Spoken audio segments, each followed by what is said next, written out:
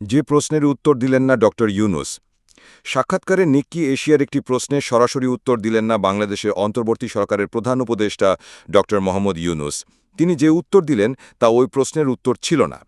প্রশ্নটি ছিল সম্প্রতি তার পদত্যাগ গুঞ্জন নিয়ে। তিনি পদত্যাগ করতে পারেন এমন আলোচনায় বাংলাদেশ ও এর বাইরে ব্যাপক কৌতূহল সৃষ্টি হয় সম্প্রতি। পরিস্থিতি আপাতত শান্ত হয়েছে। এনসিপির আহ্বায়ক ও সাবেক উপদেষ্টা নাহিদ ইসলাম গত সপ্তাহে প্রধান উপদেষ্টার সঙ্গে সাক্ষাৎ শেষে জানান, প্রধান উপদেষ্টা পদত্যাগ করতে পারেন। তার কাছে ডক্টর ইউনুস কি এমন বার্তা দিয়েছিলেন? নিক্কি এশিয়ার এমন প্রশ্নের জবাবে প্রধান উপদেষ্টা বলেন, বাংলাদেশে এই প্রশ্নের উত্তর আমি দিইনি। যেহেতু বাংলাদেশে উত্তর দিইনি, তাই যদি জাপানে এসে উত্তর দিই তাতে আমার জন্য অনেক বেশি ঝামেলা তৈরি হবে। ওই সাক্ষাৎকারে তিনি যুক্তরাষ্ট্রের কাছ থেকে অধিক পরিমাণ সুতা, তেল ও গ্যাস কেনার প্রস্তাবের কথা জানান। যুক্তরাষ্ট্র বাংলাদেশের পণ্য রপ্তানির উপর শতকরা ৩৭% শুল্ক আরোপের হুমকি দিয়েছে। সেখান থেকে সুতা, তেল ও গ্যাস কেনার প্রস্তাব দিয়েছে বাংলাদেশ। সাক্ষাৎকারে একথা জানিয়েছেন ডক্টর ইউনুস। তিনি যুক্তরাষ্ট্রের প্রেসিডেন্ট ডোনাল্ড ট্রাম্পের প্রশাসনের সঙ্গে বাণিজ্য আলোচনার প্রস্তাবও ব্যবহার করবেন বলে জানান। বৃহস্পতিবার ফিউচার অফ এশিয়া কনফারেন্সের এক ফাঁকেই তা সাক্ষাৎকার নেয় পত্রিকাটি।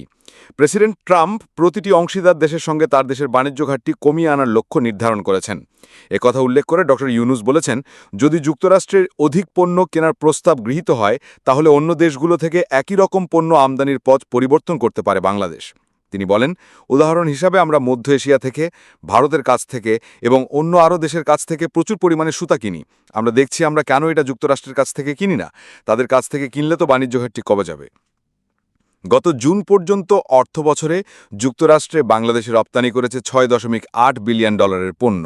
এ সময়ে যুক্তরাষ্ট্র থেকে আমদানি করেছে $2.5 বিলিয়ন পণ্য।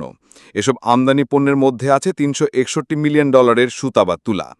গার্মেন্ট পোশাকের অন্যতম বৃহৎ দেশ হিসাবে বাংলাদেশ কাঁচামাল হিসেবে $7.9 বিলিয়ন মূল্যের সুতা বা তুলা সংগ্রহ করে। এর মধ্যে কিছুটা আসে উজবেকিস্তান ও তুর্কমেনিস্তানের মতো নিকটবর্তী মধ্য এশিয়ার দেশগুলো থেকে।